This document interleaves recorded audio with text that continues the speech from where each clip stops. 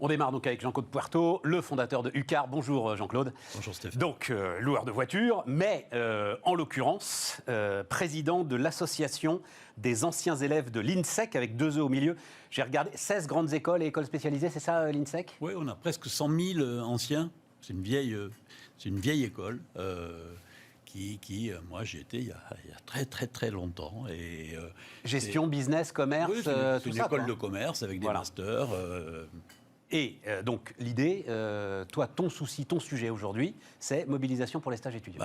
J'ai publié une tribune dans La Croix au mois de mai 2020 parce que ce soit en tant que patron, où j'ai bien vu à ce moment-là que ce rendez-vous qu'on avait toutes les entreprises, au mois de septembre, pour accueillir des nouveaux étudiants, il allait poser problème. Ouais, on n'était plus à essayer de sauver nos boîtes et à mettre les gens en chômage partiel qu'à accueillir les jeunes. Donc on savait bien, là, tu vois, en tant que patron, j'ai bien vu qu'il y avait un problème. Évidemment, je n'étais pas le seul. Hein. Et en tant que président des anciens, ça a commencé par la fermeture des frontières. Tous ces gamins qui avaient des stages à l'étranger, prévus, et qui, à un moment donné, se sont retrouvés à devoir rester en France à chercher des stages en catastrophe. C'est vrai. Et là, si tu veux, on a vu le désarroi, parfois la détresse de ces gamins, à qui il a fallu trouver des stages en urgence, en se disant, attention, là, c'est le début. C'est le début, parce que derrière, ils vont avoir des problèmes d'emploi. Et donc, j'ai fait un appel à la... J'ai presque envie de dire, Jean-Claude, et je pense que tu le penses de la même façon, les problèmes d'emploi juste derrière sont presque moins graves. C'est-à-dire, le stage, comme je le disais, c'est la validation d'un cursus à un moment. C'est là que c'est quand même très chaud, quoi. Si tu veux, c'est les deux. C'est la validation d'un cursus, c'est le premier pas dans la vie du travail. On est d'accord. Et c'est pour ça qu'à ce moment-là, si tu veux, j'avais fait un appel à la solidarité en disant, il faut s'en occuper maintenant. Et on voit bien que quelques mois après, presque un an après... C'est ça, c'est le problème, c'est qu'il faut remettre le couvert. C'est-à-dire que personne n'imaginait, quand tu l'as écrite, que un an après, le problème se poserait à nouveau. Et là, on est en mai 2021. Enfin, on approche de mai 2021. Ouais. Non, le problème, si tu veux, pour moi, ce désarroi, cette détresse des jeunes, on la retrouve à 3 niveaux assez distincts qui sont interpénétrés, qui se potentialisent. Alors, vas-y. Un problème économique. Hein, si tu veux, ils avaient planifié, ils avaient budgété leur entrée dans la vie du travail. Ouais. Sauf que le problème, c'est que la vie du travail, leur premier salaire, il prend du retard. Donc il y a un problème économique à régler. Il y a un problème professionnel. C'est le problème du stage que tu as évoqué. Il faut absolument que les jeunes ne restent pas chez eux à tourner en rond dans leur appartement. Donc, si tu veux, le stage, comme le premier emploi, ce sont les fondations de la carrière d'un jeune. Il va s'appuyer là-dessus, ça va être ses premières références, ça va le lancer dans la vie. Il n'est pas question de rater ça. Or, nous, si tu veux, on sait qu'on est dans une situation exceptionnelle, mais le gamin qui arrive dans le monde du travail pour son premier emploi, lui, il n'en aura qu'un seul premier emploi. Oui, mais enfin, il est conscient quand même aussi que c'est particulier quand même. Y compris certains d'entre eux accueillis à distance, accueillis à travers Zoom, enfin voilà quoi. Ils sont en souffrance. Ouais. Ils sont en souffrance. Et je crois que, je redis, il ne faut pas qu'ils restent à la maison. Il ne faut absolument pas qu'ils restent à la maison.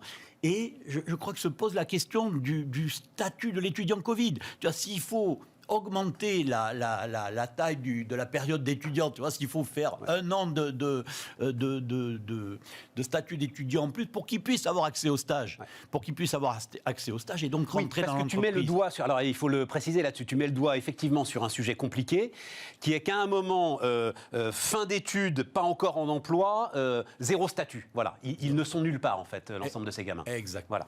C'est 700 000 personnes, une cohorte, chaque année. Ouais, c'est 700 000 personnes. Et donc tant pis si on ne trouve pas d'emploi. Moi, je ne peux pas dire que nos entreprises sont encore capables, celles qui sont vraiment impactées par le Covid, ne sont pas capables aujourd'hui de recréer de l'emploi de jeunes. Mais elles sont capables de créer des stages pour prendre des étudiants, pas le laisser sur la touche. Si tu veux, je crois qu'il y a une sorte de spontanéité, quelle que soit sa responsabilité dans l'entreprise, pour dire, allez, chef, il faut créer un stage. J'ai besoin de créer un stage. Et il faut cette mobilisation. Tu as été écouté ? Ah oui. Enfin, en tous les cas, sur les entreprises dans lesquelles sont des anciens de l'INSEC, j'ai été écouté, bien sûr. On a créé énormément de stages. Je dirais que c'est à notre main. Si tu veux créer un emploi, il ne faut pas se rêver, c'est pas à la main de tout le monde. Créer un stage, je pense que c'est beaucoup plus facile. C'est à la main de tout le monde. Ouais. Mais alors, tu insistais aussi sur le fait que les écoles devaient assumer leurs responsabilités.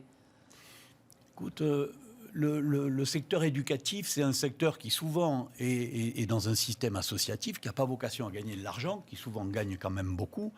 Et il me semble que s'il y a un moment où il faut mettre la main à la poche, les aider, peut-être en abaissant les frais de scolarité, c'est maintenant. Et je ne suis pas très, très content de voir la manière dont Non, c'est là, géré. tu n'as pas écouté.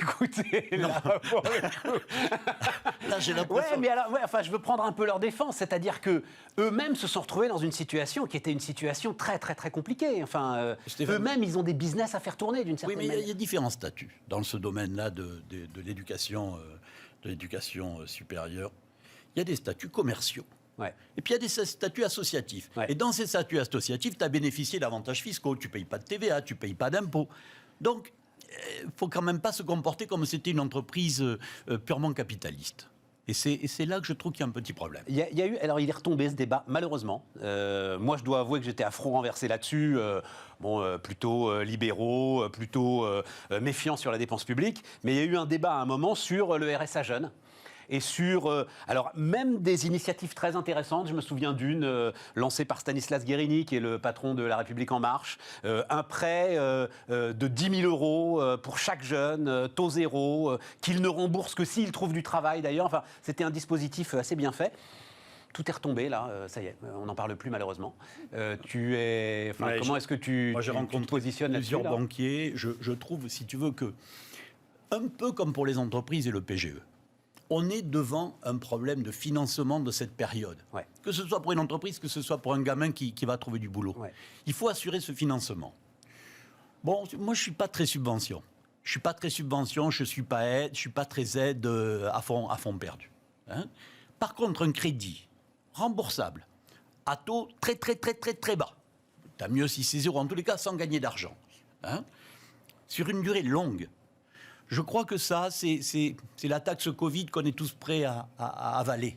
Tu vois, qu'on soit entreprise, qu'on soit particulier. Si un gamin rembourse 50 € par mois pendant les 10 ans qui viennent, c'est...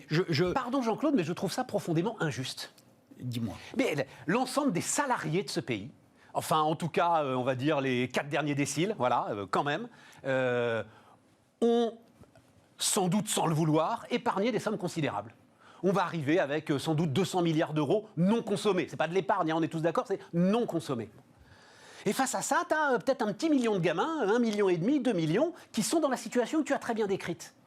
Faire un emprunt et leur faire peser sur leurs épaules des dettes supplémentaires alors qu'ils démarrent, simplement parce qu'ils sont les victimes d'une situation dont ils ne sont absolument pas responsables, mais comme toi, comme moi, comme personne, je trouve ça profondément injuste. Oui, on n'est pas en opposition. Je suis d'accord, et ça pourrait être, tu pourrais avoir un système de parrainage sur les emprunts de jeunes. Intéressant. Tu vois, il pourrait y avoir, tu vas chercher un parrain, tu dis, ben moi je parraine un gamin sur 5 000 €, 10 000 €, ou des parties de parrainage. Ça pourrait être bien. Après, peut-être des sujets de déductibilité, mais je crois qu'il faut rester dans cette bienveillance, dans cette solidarité, dans cette spontanéité intergénérationnelle. Donc, en tous les cas, si tu veux, il faut arrêter de se cacher derrière son petit doigt, il faut trouver des solutions. Oui, voilà, parce que la détresse, elle est là tout de suite. Exactement. Hein, et les vraies victimes, ce sont eux. Et les vraies victimes, ce sont eux. On est parfaitement d'accord. Et alors, tu peux d'autant plus le dire que tu es dans un secteur qui s'est pris la vague en pleine face, hein, la location de voitures. Juste un point, on va pas, et je te réinviterai d'ailleurs, mais tu avais déjà décrit comment tu avais affronté cette vague après la fin du premier confinement. Là, tu as une inquiétude sur justement les remboursements du PGE. Aujourd'hui, c'est ça ton sujet. C'est un point de vue. Globalement, tu as 6 ans, c'est ça, Jean-Claude, pour le rembourser, le PGE, mais 6 ans, quand tu as emprunté, quand tu as 25%, et je ne parle pas spécialement pour le car, mais pour ces franchisés, pour toutes les entreprises de bonne qualité qui doivent sortir de la crise, résister de la crise, pouvoir continuer à investir, ben c'est quand même 5%. 5%, 25 divisé par 6, 4 et des brouettes pour cent. C'est quoi? C'est pas ce qu'elle gagne souvent. C'est pas ce qu'elle gagne. Ça veut dire que la totalité des résultats... Alors attends, parce que tu m'apportes une info que j'avais pas. Si tu portes ton remboursement à 6 ans, c'est à 4% par an le taux d'intérêt? Non, mais si je dis qu'elles ont emprunté 25%, de leur chiffre d'affaires. D'accord. Ça veut dire qu'elles vont devoir... Ça veut dire qu'elles vont devoir rembourser chaque année 5% de leur chiffre d'affaires. Mais non, parce qu'elles vont faire de la croissance. Mais c'est parce qu'elles gagnent. Peut-être elles feront de la croissance, peut-être elles feront... Je trouve que c'est une durée trop courte. Je pense que 10 ans serait une durée plus raisonnable pour sauver les entreprises de qualité. Je ne parle pas des... Et sans doute, ça ne coûterait rien à personne. Ça ne coûterait rien à personne. Et je pense qu'il faudrait l'annoncer très rapidement pour que les gens passent à autre chose, pour que les chefs d'entreprise, les entrepreneurs se remettent au boulot, se remettent à penser positif. Parce que tes franchisés, là, c'est un souci pour eux. Ouais, si tu veux, ça fait le troisième, là, tu vois, ça commence à être cher. Troisième confinement. Quoi, le troisième confinement. Ouais, c'est ça. Mais bien sûr... Mais ils ont déjà la dette dans la tête, là. Mais bien sûr, si tu veux, il y en a qui n'arriveront pas à rembourser, il y en a qui devront sacrifier leurs investissements, voire le retour pour l'actionnaire. Non, ça va pas. Si tu veux, sur 10 ans, ils sont prêts à l'accepter. Sur 5 ans, 6 ans, ça ne passe pas. Je trouve que c'est pas raisonnable. Et comme tu le dis très bien, ça coûterait rien à personne. Jean-Claude Puerto, le fondateur d'Ucar, était notre invité sur Bismart.